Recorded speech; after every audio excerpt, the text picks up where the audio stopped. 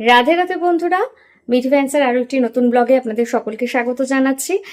আর আমার অনেকদিন ধরে ইচ্ছে ছিল কান্ট্রি ডিলাইটের মিল্ক এটা দিয়ে চা খাওয়ার।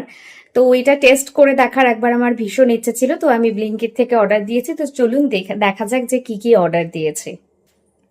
এখানে রয়েছে কান্ট্রি ডিলাইটের কাউ মিল্ক, সঙ্গে রয়েছে বাটার পপকর্ন, এখানে রোস্টেড মাখানা রয়েছে, চিজ রয়েছে, আর তার সাথে পাও ভাজির যে পাও সেটা অর্ডার করেছিলাম, টমেটো, আর তার সাথে হচ্ছে রসুন। একদম কমপ্লিট হয়ে গেছে। আর ওপরে কিন্তু দুধের সরটা আমি পরে এক্সট্রা অ্যাড করেছি, দেখতে কিন্তু দুর্দান্তই লাগছে। দেখতেই পাচ্ছেন একটা ঘন সর পড়েছে। কান্ট্রি ডিলাইট দিয়ে চা বানিয়ে আমি কিন্তু ভীষণ খুশি হয়েছি। অ্যাকচুয়ালি বলে থাকে যে প্রচন্ড পরিমাণে নাকি একটা দুধের ওপর সর পড়ে, এবং এটা একদম সত্যি কথা। সেটা আমার ভিডিওটা দেখলেই আপনারা বুঝতে পারবেন।